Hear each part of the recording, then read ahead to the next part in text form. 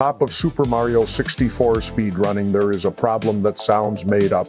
Open the 5 main leaderboards: 120 star, 70 star, 16 star, 1 star, 0 star. Different routes, different skill sets, different kinds of pain. The same name is sitting at number 1.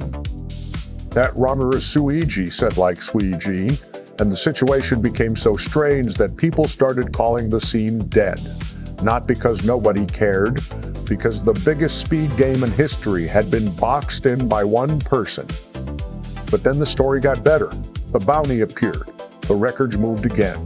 The most optimized Mario game ever suddenly looked alive in the exact moment everyone said it was over.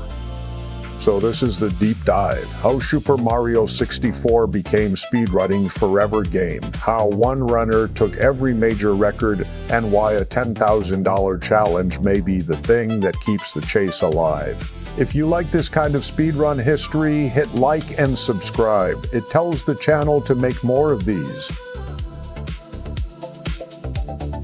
First, the scale matters. Super Mario 64 is not a tiny niche board with a few old times on it. Speedrun.com lists more than 52,000 runs and more than 8,000 players. That is a whole culture built around one castle, 15 courses, and movement that never stops asking for more. The reason it survived is simple. Mario feels fast before you even understand the tricks. Every jump can be cleaner. Every turn can be tighter. Every wall kick, punch, ledge grab, dive, and camera correction can steal or donate frames. The game is old, but it does not feel solved when a controller is in your hand. The 5 main categories explain why the records are so difficult to compare. 120 stars, the marathon. 70 stars, the classic route to Bowser without the most brutal skips. 16 stars, the famous short route. 1 star and 0 star. Do or do not. There is no try. Are where the castle stops being a castle and becomes a physics exploit. 120 stars, the full tour. Every star, every course, every late game mistake waiting to ruin 90 minutes of work. In April 2026, Suigi pushed it to 1 hour, 35 minutes, 14 seconds. That was not just a record. It was the first one, 35 in the category. 70 stars shorter, but it is not easier.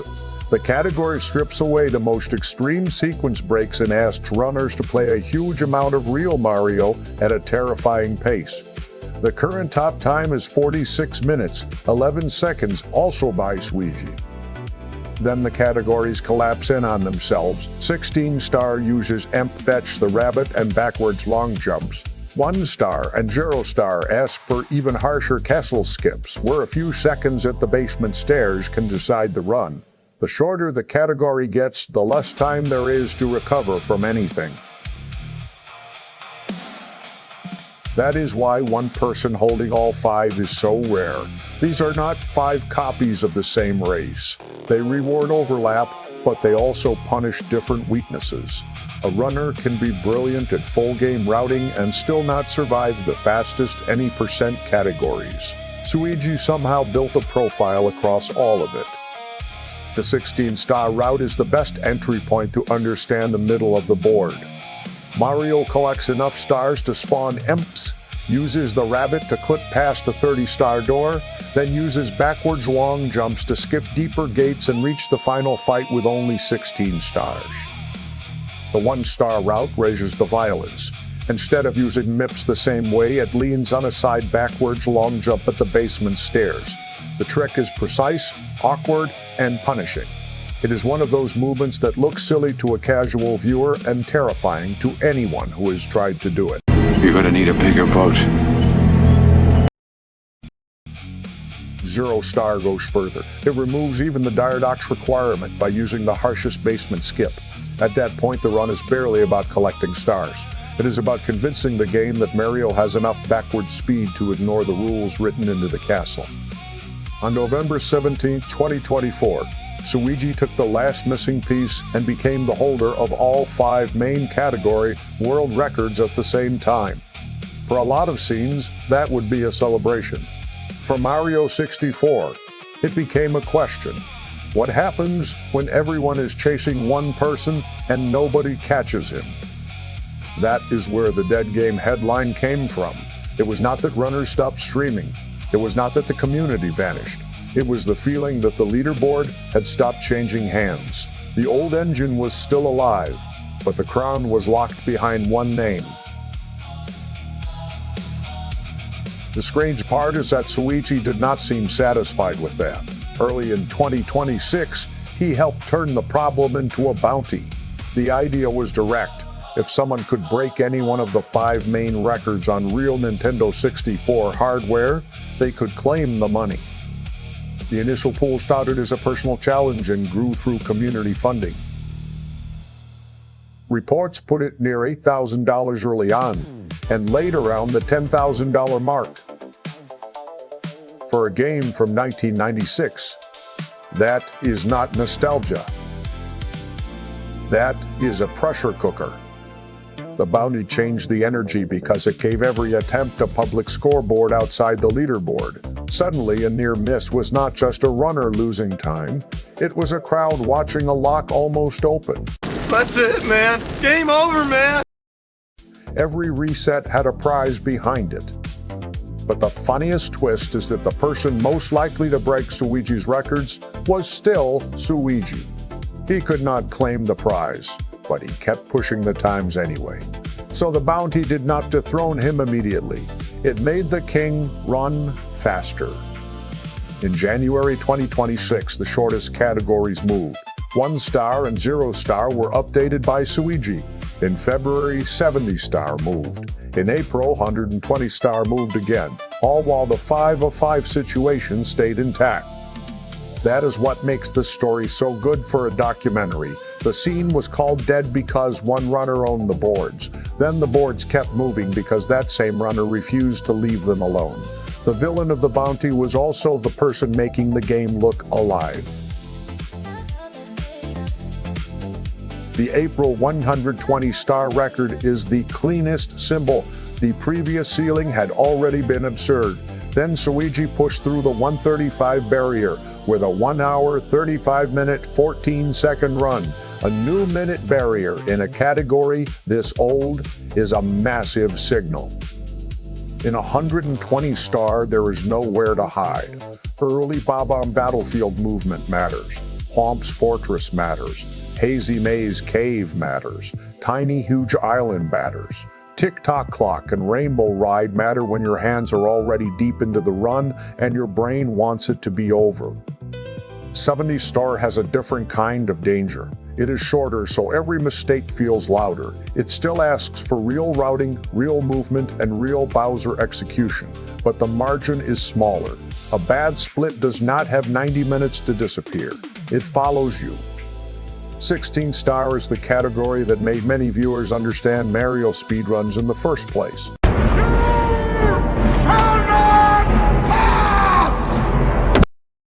Mips appears. The rabbit clip opens the basement. The backwards long jumps explode through doors.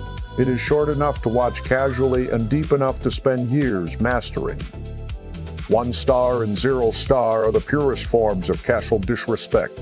They compress the whole game into movement tech, basement skips, Bowser stages, and nerves. When those runs go wrong, they go wrong instantly. When they go right, they look like the cartridge forgot to defend itself. The other opponent in this story is not a person, it is the root.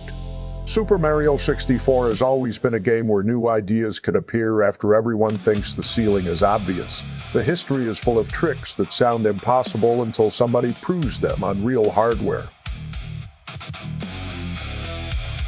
The biggest example is carpetless. For years, runners hunted a way to finish a brutal Rainbow Ride star without riding the magic carpet. It became one of the holy grails of the game because it was theoretically powerful, visually ridiculous, and buried under execution that made normal hard tricks look friendly. Speedrun.com's own news coverage described carpetless as a trick hunted for 14 years. The rough time save was around 45 seconds in 120 star. In a mature game, 45 seconds is not a small optimization. It is a new coastline. That is why the carpetless breakthrough mattered even beyond the specific route. It reminded people that Super Mario 64 is never only a leaderboard. It is a research project with a controller attached. People search the geometry, the camera, the speed values, and the human limit at the same time. Backwards long jump is the trick casual viewers usually know. Mario jumps backward on the right slope or staircase, the game fails to cap the speed in the way you expect, and the character launches through requirements. Welcome to the party, pal! It is funny until you realize how much timing is hidden behind the joke. The side backwards long jump is nastier because it has less room and less forgiveness. It is central to the fastest short categories, and even small discoveries around making it easier can change who is willing to try those routes. That is how a game this old keeps finding new doors. So when people say Mario 64 speedrunning is dead, what they usually mean is that the visible crown is consolidated. The board can look frozen from the outside. But inside the game, runners are still grinding route choices, backup plans, controller feel, and tiny pieces of execution. That is the difference between a dead scene and a solved scene. A dead scene has no audience, no attempts, no stakes, and no questions. Mario 64 has all of those. It has too many questions. The only problem is that one runner currently answers most of them first. The next break might come from 120 star, because the route is so long that a complete run still has hidden time. It might come from 70 star, where raw movement and route pressure can stack quickly. Or it might come from one of the short categories, where one cleaner basement can flip a night. The bounty makes that uncertainty visible. It gives viewers a reason to watch attempts they might have ignored, and it gives runners a reason to believe that a personal best could become an event. The money is useful, but the real prize is breaking the 5 of 5 curse. What makes Suigi's run of dominance compelling is not that he made the game boring. It is that he raised the standard until boredom became a challenge. If nobody can beat the records, the question becomes, can the scene invent a reason to try harder? Hasta la vista, baby. That is why this is the perfect OmegaVG story. It has old hardware, a legendary game, a modern leaderboard, a public bounty, and a record holder who accidentally became the final boss of the entire community. If you only remember one thing, remember this. Super Mario 64 was called dead because one runner took everything. But a dead game does not generate new records, new bounties, new tricks, and new arguments nearly 30 years after release. The castle is still open. The clocks are still running. Somewhere, someone is missing pipes, missing the stairs, or losing Rainbow Ride by half a second, and then pressing reset because the top of the board finally looks personal. If you enjoyed this deep dive, like the video, subscribe to OmegaVG, and tell me which speedrun scene should be next. GoldenEye, Metroid, and Mario all prove the same thing. The best retro games do not end. They just get harder to explain.